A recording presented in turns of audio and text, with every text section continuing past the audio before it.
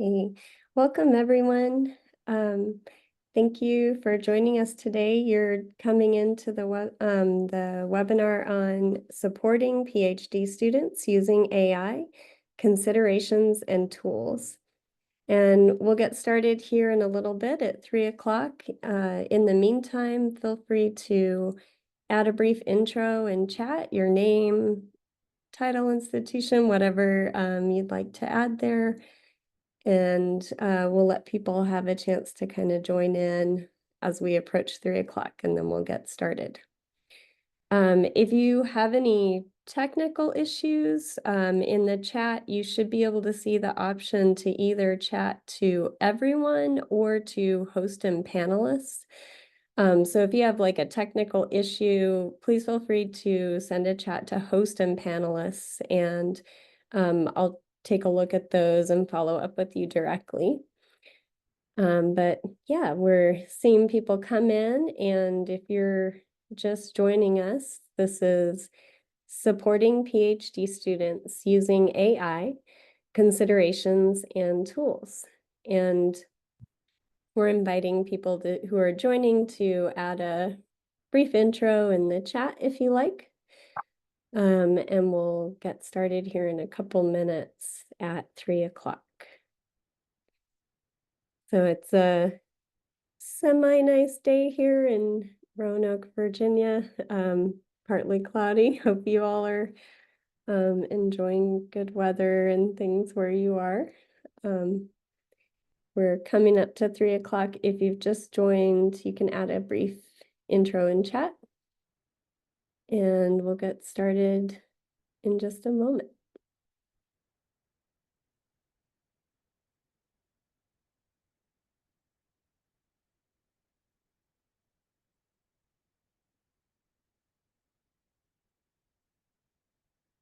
And for those who just joined, you're here in supporting PhD students using AI, considerations and tools. And we'll get started in a little bit. If you'd like to, you can add an introduction in chat. And if you have any technical issues now or during the session, you can send a chat to host and panelists, and I'll follow up with you on any issues there. And I'm really looking forward to this session. It'll be great. Supporting PhD students is something we work hard at doing, and it has its own unique needs. So, hey, we're coming up here to 3 o'clock. If you're just joining us, feel free to add a brief intro in chat if you like. And we'll get started in just a few seconds at 3 o'clock.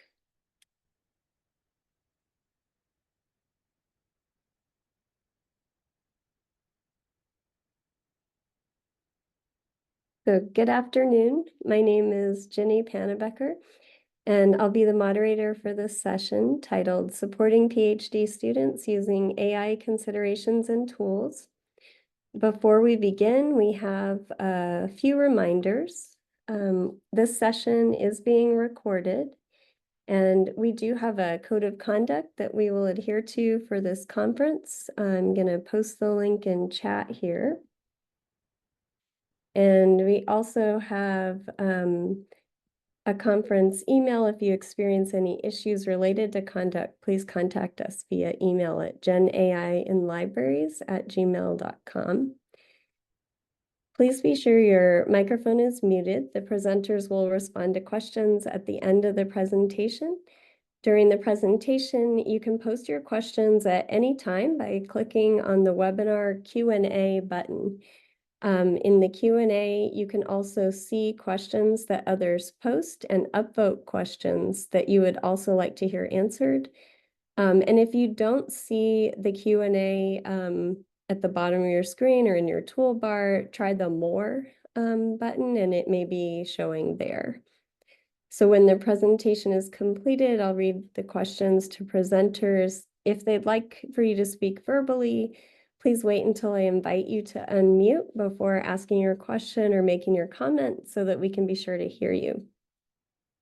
You may also use chat to share comments and questions, but if you add your questions to Q&A, that's the best place so we can be sure we don't lose track of them and that we see them for the end of the presentation. You can enable captions by clicking on the Show Captions button at the bottom of the screen. It is my pleasure to introduce John Stowers and Juan Denzer of Syracuse University. John Stowers is the online learning librarian at Syracuse University, where he also serves as an adjunct instructor in the MSLIS program. He also teaches the Library Juice Academy course, Creating Digital Learning Objects for Libraries. Juan Denzer is the Engineering and Computer Science librarian at Syracuse University Libraries. He is the author of Digital Collections and Exhibits and co-author of terrific makerspace projects. Juan also serves as a member of the Scholarly Network's Security Initiative, working with publishers and academic librarians on cyber challenges that threaten the integrity of the scientific record, scholarly systems, and the safety of personal data. Please join me in welcoming John and Juan.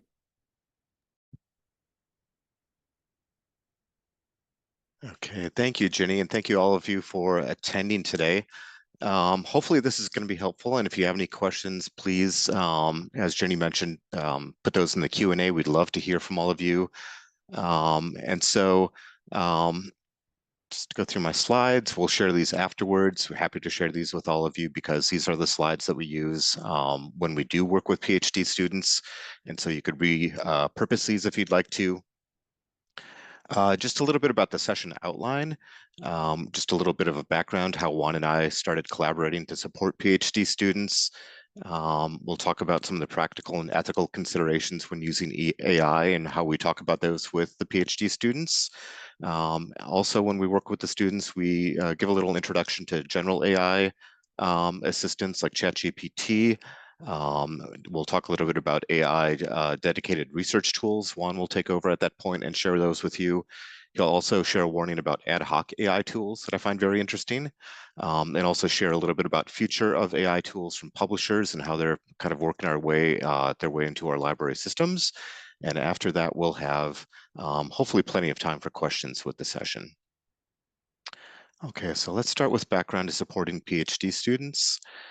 So as a library back in 2023, when ChatGPT was fairly new, most of our library support, and I assume this is fairly typical at libraries, most of it was general support for AI. It focused on the classroom, how to help students and especially faculty navigate ethics of using AI and tools in coursework, mainly related to academic integrity issues. And then in January 2024, Juan and I were invited to present on using AI for research at a dissertation bootcamp. And this is something that the graduate student organization, graduate student office organizes for students before the spring semester starts. 30 PhD students take part, and we were just invited to share what we thought might be helpful for PhD students. And so we put together this presentation that we shared with PhD students. Absolutely fascinating, the types of questions that we got from PhD students in that presentation. That was an in-person presentation. So 2 months ago in April of this year, Juan and I hosted an online workshop for graduate students, sponsored both by our library and the graduate student organization. We were astonished to have 138 registrants. Not all of them were PhD students, which is also fascinating. Just about half of them were PhD students. Very surprised to see 29 faculty and staff register for this, 37 other registrants, including master's students, undergraduate students, not affiliated folks as well. So just a huge demand for information about AI, even in April of this year. I've been told that that was one of the most attended graduate student organization workshops that we've held as a library as well. So very, very big demand for information about AI at the libraries. So in that April online workshop, we asked participants, which AI tools have you used? Very fascinating as well. 71% had used ChatGPT. Probably not a big surprise for most of you. I'd be curious to dig deeper and find out how they've used ChatGPT, whether it was just a one-time experiment, whether they use it for the research. We didn't get into that too much, unfortunately. A big portion of students have used 32% Grammarly or Grammarly Go, which is slightly different type of AI tool. 19% used Microsoft Copilot. Very few people used Perplexity AI or Google Gemini. 13% said they used tools that aren't listed, and 23% said they haven't tried any AI tools as far as they're aware. So, for the most part, ChatGPT and Grammarly were by far the most popular tools. And students were still exploring in the early stages of exploring other tools for their research as well. So once again, these were all PhD students, some faculty as well in this survey. So when we present to PhD students, I generally start off with some practical and ethical considerations when using AI. These are, instead of just jumping into the tools that are available, we like to have conversations about AI tools, as a lot of you probably also like to do. And as you'll see in these slides, a lot of them are simply questions. There's a lot to be decided about AI, a lot of gray areas, a lot of things that there's no right answers for as far as using AI. So you'll see a lot of, like I said, a lot of questions on those slides. So the first thing I'd like to mention in this part of the presentation to grad students is that AI has an impact throughout the entire research process, from brainstorming, locating information resources, synthesizing information, on writing, editing, defending, publishing.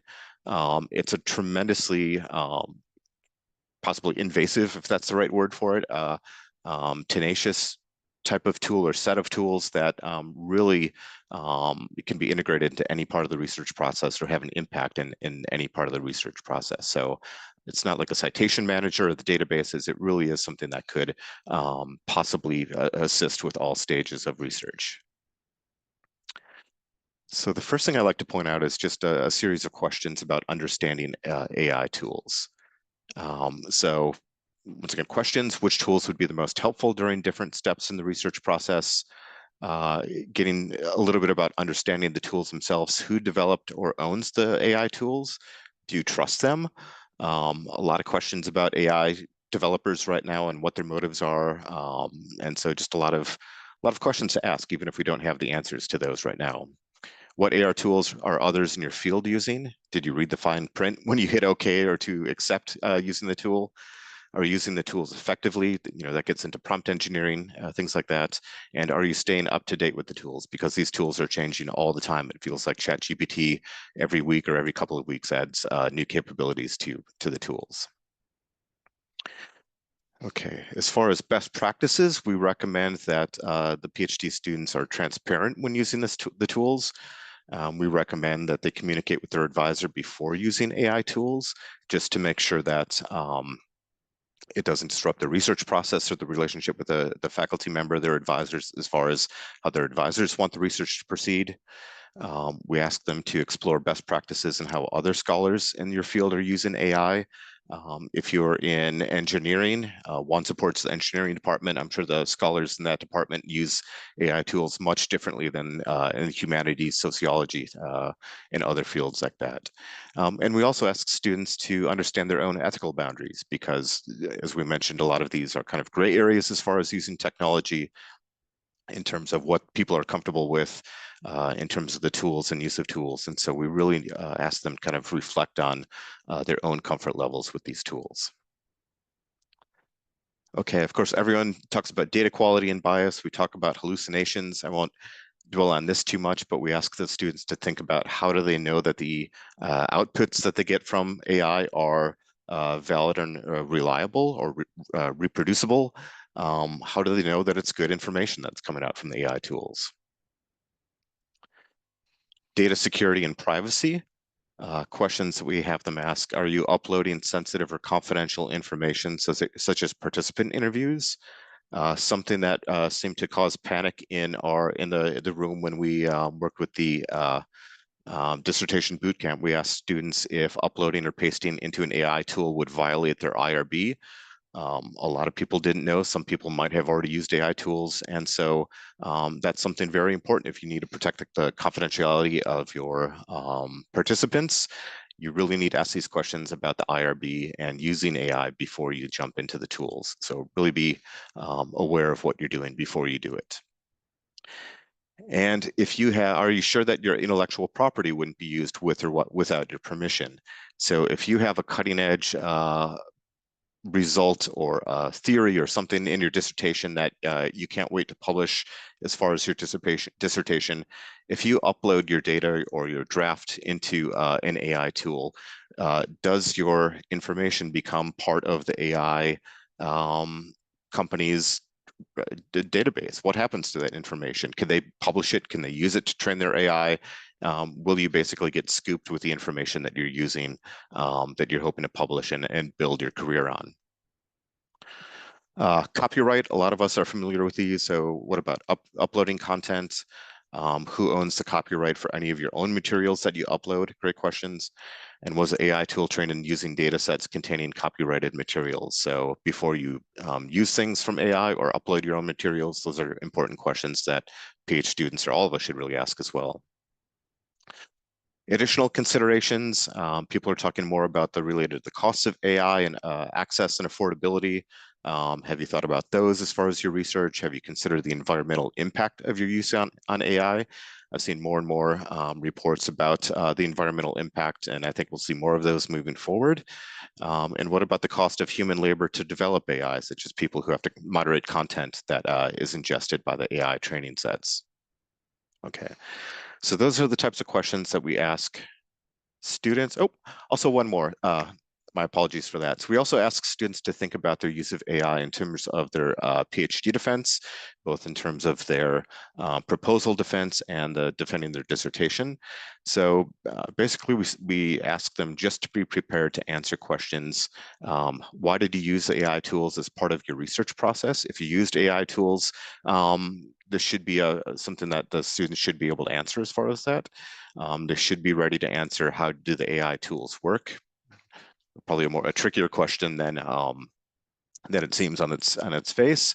And how did you address the ethical concerns related to using the AI tools? So once again, privacy if you have participants and things like that. So really be prepared to answer questions in detail if you do use AI. Okay, and just to share a few of the questions that we've had for participants, this is kind of a collected set of questions that we had from both the dissertation bootcamp and our online session that we ran in April. We had a lot of questions about specific AI tools, about the costs, capabilities, reliability. Should they get the paid tier for that tool? What's the difference between this tool and that tool?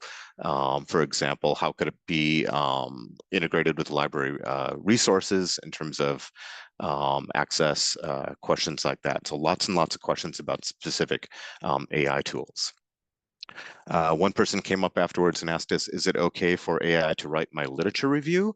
And so we kind of tried to answer that as best we could and really kind of kicked it back and said, speak with your advisor about that and what they're comfortable with. How could AI improve my drafts? Very great question.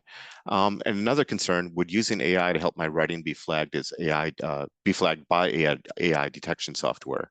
Would this be considered plagiarism? So students were worried about academic integrity and whether they would violate academic integrity laws or rules by using AI. So very important concern for PhD students. Okay, so after we go through the basics, some of the ethics and questions to ask about AI, generally what we do is give a quick demonstration or explanation of some of the general AI tools, like ChatGPT, Gemini, and Copilot. We're not going to do this right now just because a lot of you have experimented with these, but for a lot of students haven't used these.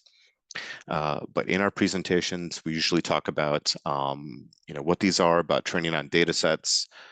There's often various versions of each of these tools, free and unpaid, enterprise and business.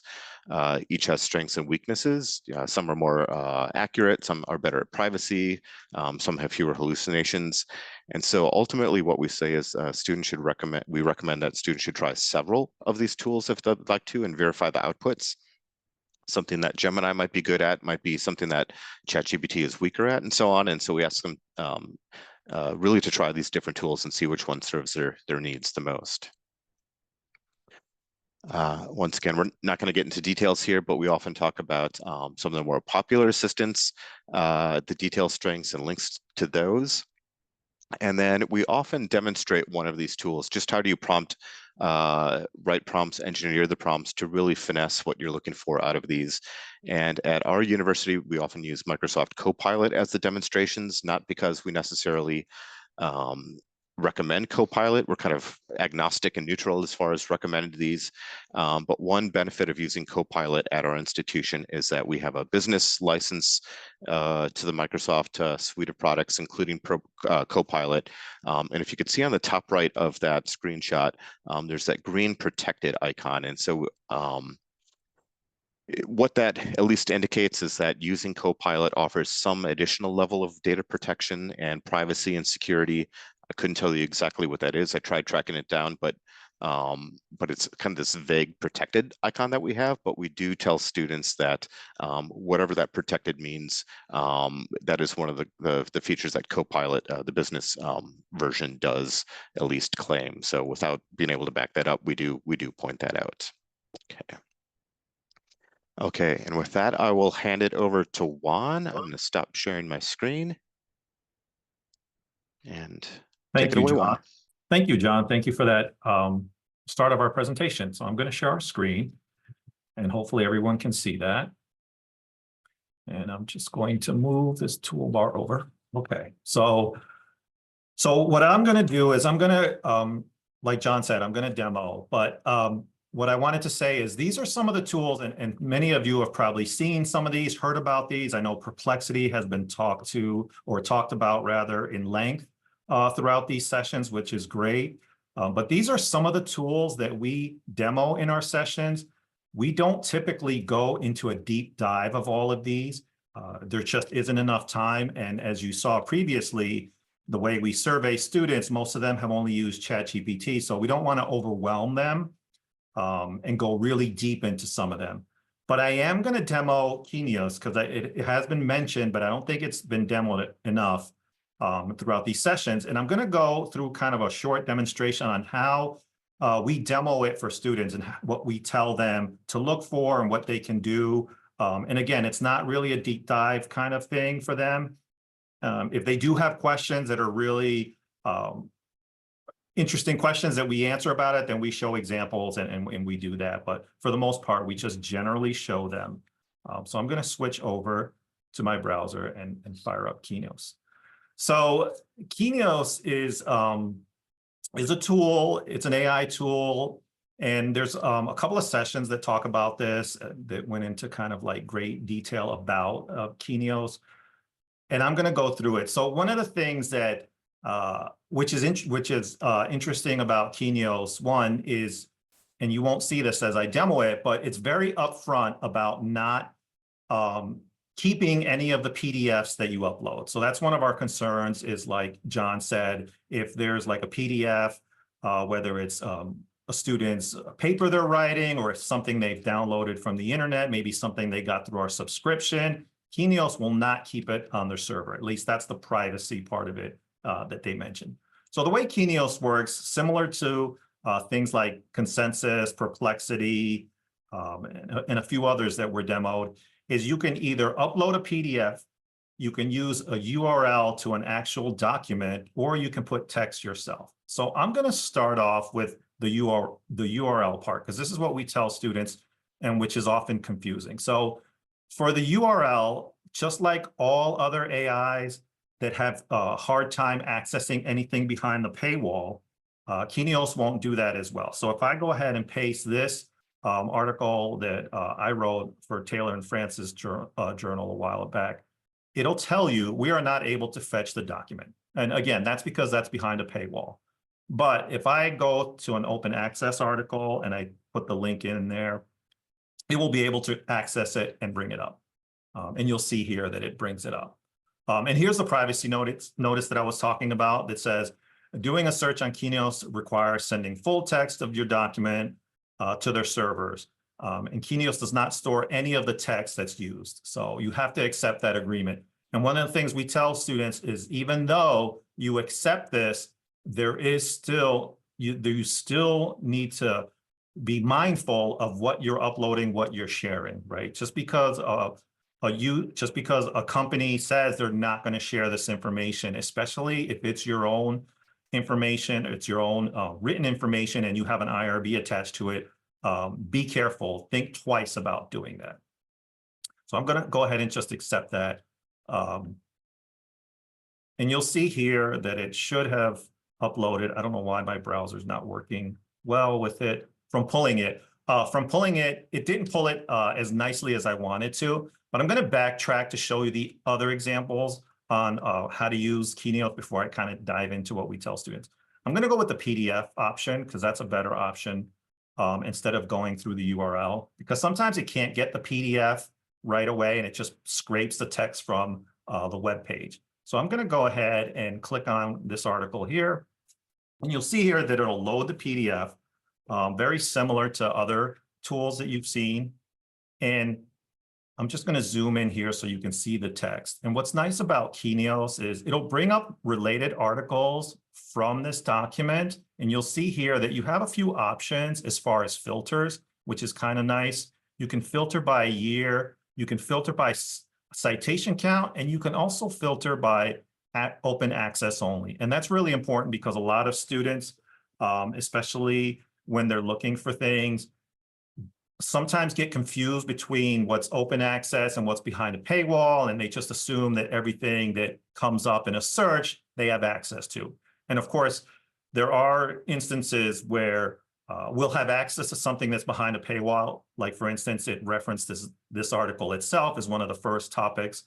The other thing that you can do is, which is really nice about Keenious, is that you can limit the topics. So for instance, if I really am not interested, although these are all pretty much relevant, but let's say I'm not interested in the topic of philosophy, anything related to philosophy, I can exclude that from the list.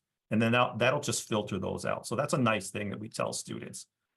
So moving forward, as far as looking at how to access and what we tell students. So the thing about Keenious is it'll bring up the summary, the abstract. It has citation counts, it has related articles. It even has a link to access the full text.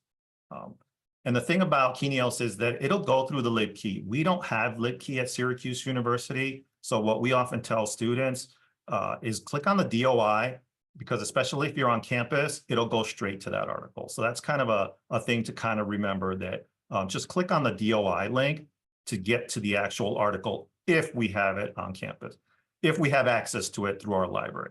Now, if we don't have access to an article through our library, you have to go through the normal channels. Either you have to search for it through a database or ask for it through interlibrary loan. Open access articles should be easier to access. You should be able to just click on it.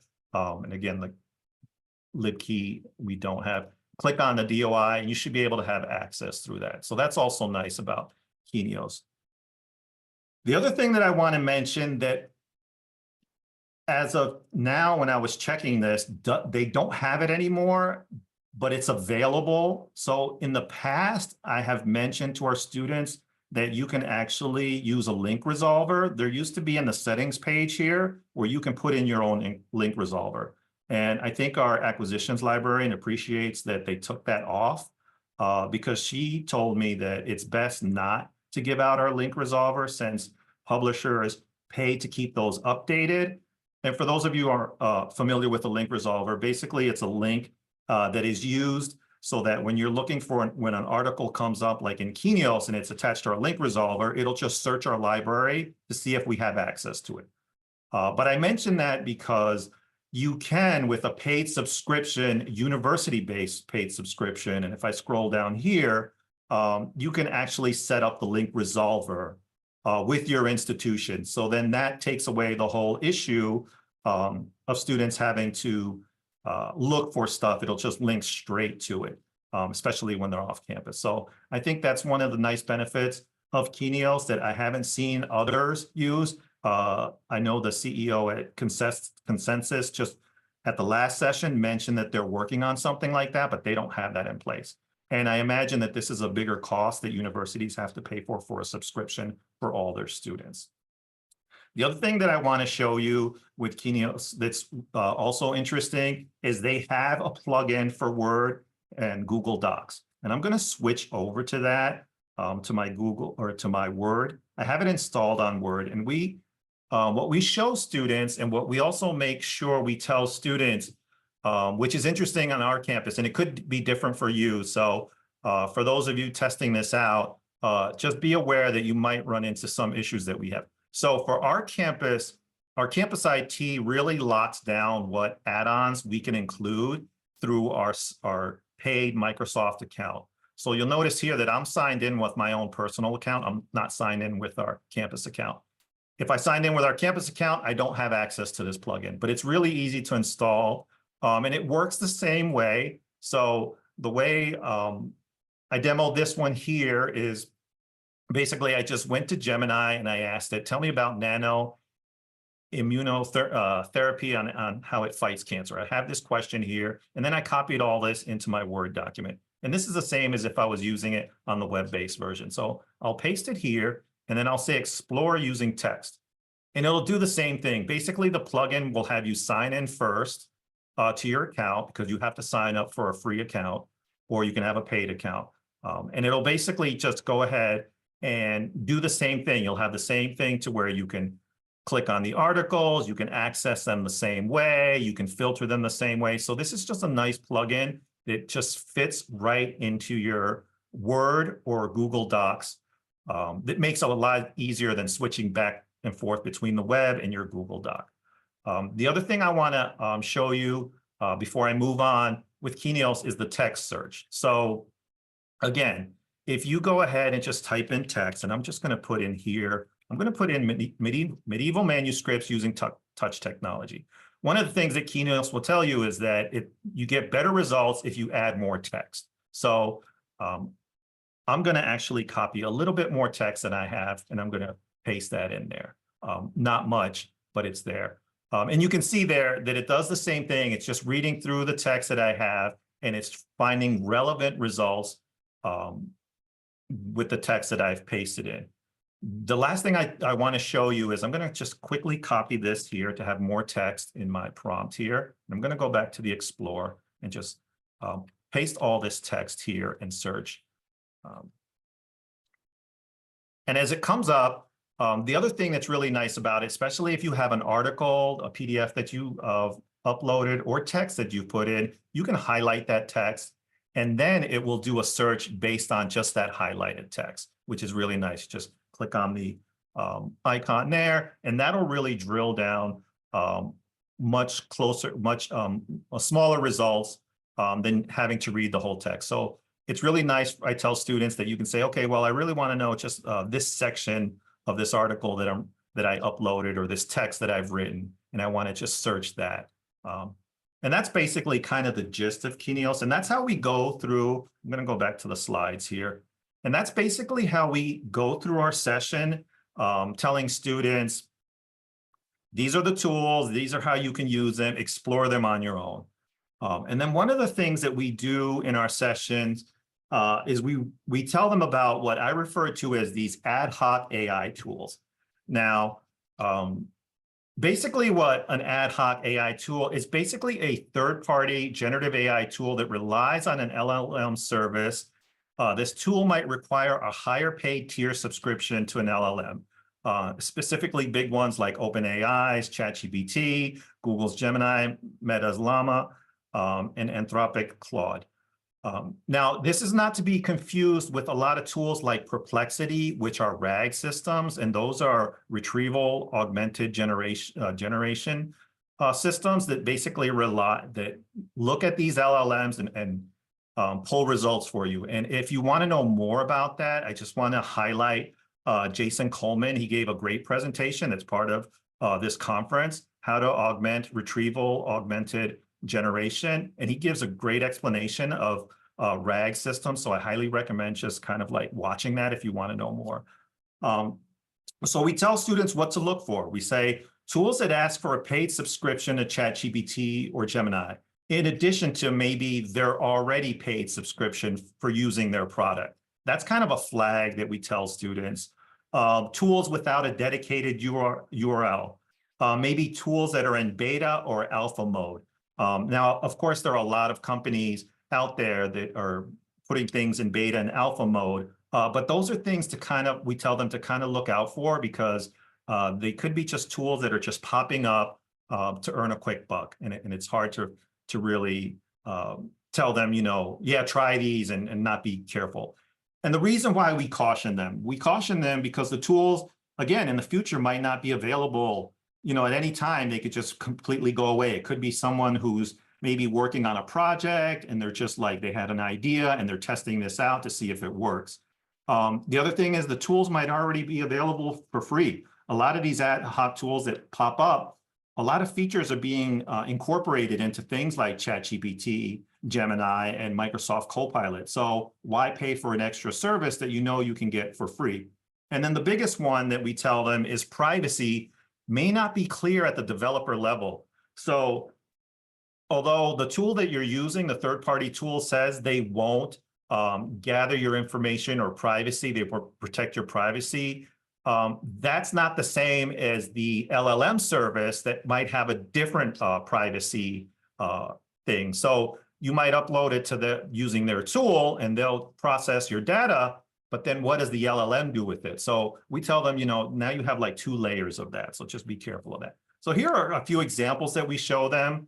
You'll see here that I have the URL. It's not dedicated. It just says ChatGPT, OpenAI. Basically, they're just running it on their API. Other examples says to sign up to ChatGPT. So this one, it says Literature Review GPT. They ask you to sign up for ChatGPT first before you can use their tool. So that's kind of an example. Another example is these really skewed, like paid versus not paid, the pro, things like that. There's also contact lists that are like empty. They don't have a privacy link. Those are all things to think about. A lot of these services use what's known as credits as opposed to like monthly fees. That's something to keep in mind, we tell students. So we just tell them to kind of like be aware of that stuff. So the other thing I want to mention, and I know I have about a couple of minutes before we go into the Q&A, is the future of AI tools. Now I have beta tested Scopus AI. I've been on the advisory panel for Web of Science Research Assistant. I beta tested One Literature. And we mention these to these students because we tell them that publishers are working on these as well. And we tell them we don't know how these tools will be available for us in the future, whether the library will subscribe to them or not. Because they are relatively new.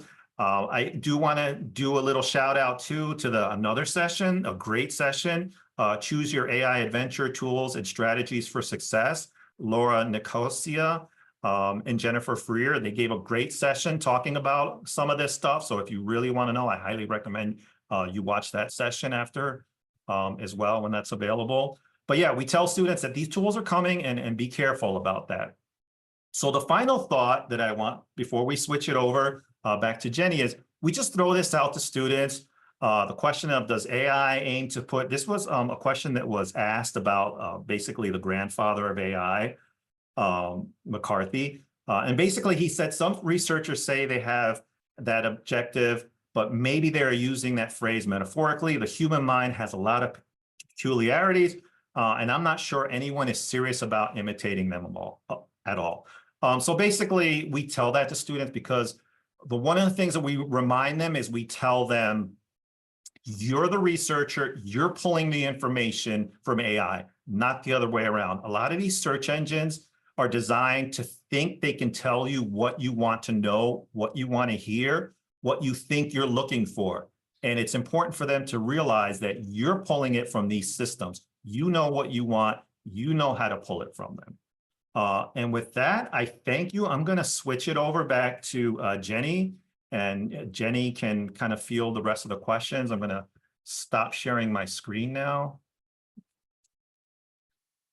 Awesome. Thank you all so much for such a wonderful presentation. So everyone, please Please post your questions in the Q&A, and or if you can't find that, go ahead and post them in chat, and I'll focus on that as well. But we can get started out with the first question from Jenna Strawbridge. Could you clarify what you were saying about Keenious and libkey? Does it use libkey as its way of linking out to the DOI? Yes, so it uses libkey as its way of linking out, as you saw previously. And let me just see if I can just quickly kind of show you that again. I'm just going to share that one more time. It uses it to link it out to make it easier, because if they just link out to the link itself, it might not go through the library's resources. So let's see if I can go ahead and just go ahead and show you. So that's why they have both the DOI, the other link, and the full access one. And the full access one is really prominent there. So people are in general are going to click on that. I think they have that little key to signify libkey. And like I said, if your institution does not have it, I recommend just telling students to click on your DOI, on the DOI link, because if they're on campus and you do have access to this subscription, like Wiley Online, we have access, you're going to have access to the resource. And I know it's difficult, especially with these tools, because students don't understand when they get a list of things, they just want it, right? They don't generally want to have to work for it. They just want to be able to click on something. And that's kind of like the difficulty in that. Stop sharing. Great, thank you. And while other people are thinking about questions, we do, yeah, Jenna did follow up with noting that so access full text is really only better for schools that subscribe to libkey. Is that, unless you have any follow-up on that? But we do have a question in chat that says, can you put a link to the slides in chat? And I'll also invite you at this time if you'd like to add your emails in chat so people can follow up with you as well. If you can go ahead and do that, then we'll have those there. And I'll also ask a question while others are thinking. Let me just check. Oh, I'm sorry. No, there's two more. Let me see. Can you describe can you describe how you did some initial vetting of Keenious and similar tools so you could get to a point where it became a trusted tool? From Jennifer Freer. Do you want to take that, John, or you want me to take that? If you'd like that one, Juan, you're more familiar with the tools themselves. Yeah, so the way I vet a lot of these tools is really the research that I get from other librarians and other faculty that use it. As John mentioned, we're very agnostic. We don't promote any one product. So I don't like the idea of myself saying, well, I use this, I like it, so I vet it that way. So I rely on the community itself, which I think is important, especially when you have other librarians that say, this is what we looked at, this didn't work for us. So I think that's kind of our best way. I don't know, John, how you vet other tools as well. I know John has used a lot of non-text-based tools, like I think Firefly is one of them you use, John. I don't know your thoughts on how you vet things. I think I have much more fear of these tools than you do, Juan. I haven't used them as much for my own work. I more kind of dabble in them just so that I could help others with them. But as far as helping other people use them, I mean, these tools are just changing all the time. I think people just have to kind of take the responsibility of researching the companies that put them out, read news articles if there are articles about these tools, and just, I think, assume, unless they hear otherwise, assume that these aren't trustworthy tools until they feel that they have the confidence from reading other people's stories or news articles or whatnot. So I would say, especially if they're not the big name tools, or I guess even if they are the big name tools, they should be skeptical about what these tools are promising, I would say. So yeah, I have less confidence in these tools as far as privacy and using them. And but if students want to try them, and there's certainly risks involved with doing so.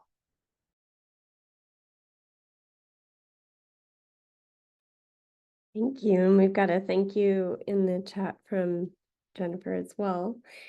And there's a next question from Karen Heffernan. There are 3 icons to the right of each article in the right-hand side. One is a citation feature, quote mark. One is a star, like a bookmark, and the graph icon. Is that for illustrations in the article? Yeah, so I'm sharing my screen again. So the one that looks like a graph, that's for analytics, kind of thing. So they're big on the citation count boost. So if you click on that one, you'll get a little bit of information on that. And then, of course, just like other tools, it could give you the citation for the publication. And then starring is just basically bookmarking things. So a lot of these tools, especially Keenious, they use the same kind of like little tools that we have for a lot of our databases, like bookmarking things and doing analytics. The other thing that I will add too is I also mentioned a lot of our publishers developing a lot of tools very similar to Perplexity, Consensus, and all of that. And one of the things, especially Web of Science, is they're actually incorporating a lot of analytics using AI. And that's something that I think a lot of these other companies out there are just not using enough of. And even Keenious, it just has citation count. So in the future, you're going to see a lot of things like dimensions that uses a lot of analytics.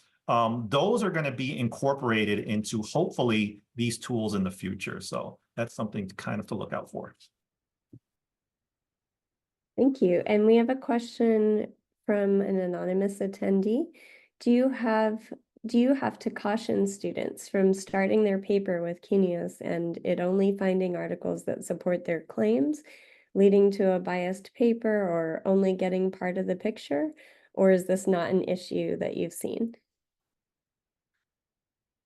I think John, maybe you have more to share on that, only because John talks a lot about, especially biased papers, just in general, not just Keenious. So I'll kind of let you field that one in general, how we handle that. Yeah, so I'm curious about that question. So, when students do research, when any of us do research, the keywords that we use could bias the search results that come up. So that's something we should keep in mind with any research. I'm curious with the question asker, if they're finding it more often in Keenious that are getting biased or supporting papers without kind of the full spectrum of research out there. So I'd be curious, Juan, have you noticed a certain trend of more supportive literature as opposed to getting like a wider swath of research that's out there with Keenious or other tools? I think I think it's different for each kind of tool, obviously. And I think that's something that I think the publishers are kind of hoping to kind of address, especially with this closed kind of system. I know there are other sessions that talked about this, the sessions I mentioned earlier, with a lot of these tools that are not, some of them are not using, they're a closed system, so they're not using the LLM to kind of answer the questions. But rather they're just finding documents that kind of relate that using keyword search. As I mentioned before, Jennifer Freer's session was really great. She really gave a breakdown on how these tools started, especially with Keenious. It started kind of before this whole AI wave even came about, and we're really focused towards academics and less towards the commercialization that we see with ChatGPT and all of those. So, but I think that's still ongoing for John and I and the rest of us at Syracuse to like determine which ones are better. I know it's an issue for us as a whole. And like John said, I'd be curious to learn more from our colleagues across the libraries to learn more. And we have a response probably from that same an attendee. I haven't used it. I just wonder if this interface / process makes it more likely than a search for this to happen. I'm not sure, just wondering. And then we had also a comment in the chat. I would expect that the bias in the article you upload to Keenious will lead to similarly based articles. And a question in the chat: are there any issue patterns with usage of these tools by PhD students and the IRB department at your campuses as it relates to their dissertations? So I would say about 2 months ago, I haven't contacted the IRB department directly, but I do. One of my colleagues is a close colleague with one of the directors of the IRB, one of the chairs of the IRB, and apparently, as of a couple of months ago, there had been really no involvement with the IRB related to AI. It wasn't on their radar. It wasn't something that they were flagging at the time. Kind of troublesome for me as far as the fact that that isn't the case. I'd be curious if IRBs at other institutions have this on their radar or actively supporting researchers who are using AI. But I think, as far as I'm aware, it's a little bit slow and behind what needs to happen to support participants and users. And I will also say that one of the things that is really kind of difficult navigating for us is the questions that not only students and faculty are asking, as far as like the ethics behind it, plagiarism, how much should I be citing? Our faculty, for most of the time, don't have those answers for their students as well, and they look to us as librarians for kind of those answers. So I think that's where John and I are doing our best to kind of like get some kind of general answer, and you can correct me if I'm wrong on that, John, but so that we're not, so that we're helping navigating, because I've seen a lot of my faculty just don't know what to answer. And it's just like with citation management, right? With students, they go ask the librarian, how do you cite this? And we're like the go-to people. And now it seems that we're like the go-to people to answer the ethics questions because they don't know who else to look to. And that's something I think we're working on, to kind of like have an answer. And not just librarians, but all departments, the IRB, Center for Teaching and Learning, whoever, faculty, the the Senate, faculty Senate, all of us have to work together. But and to build on that one, when we held our online session with some faculty members who were attending that, like, there really is a hunger to do this correctly, to not cut corners, to not use AI inappropriately. But unfortunately, the landscape is just such a wild west that there's no clear guidelines that we could give, and like I said earlier, like, it's just a lot of questions. What should you be aware of? And I hope at some point we have firm guidelines, either at an institution level or else at a technology level, but just clear guidelines that we could give, because I think researchers are really looking for easy guidance to use these tools. And we are a few minutes over time, so I don't know if you'd like to take one last question that just came in. sure. Okay. Does your university have an AI policy committee?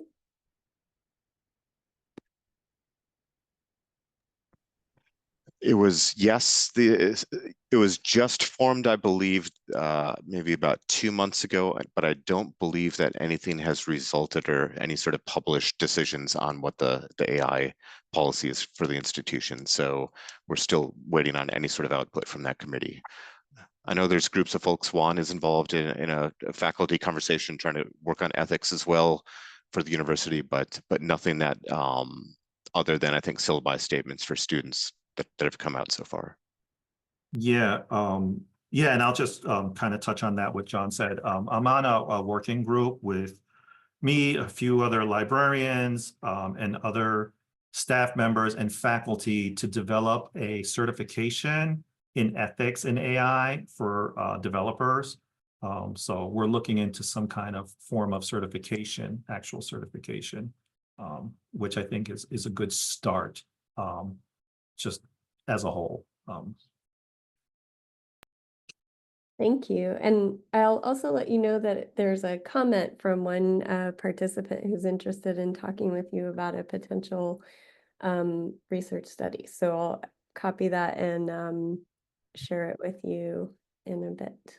But you should also be able to see that in the Q&A as well. Great, thank you. Thank you, Jenny. Great, and thank you all for sharing comments in the chat. And yeah, thank you so much for a wonderful presentation.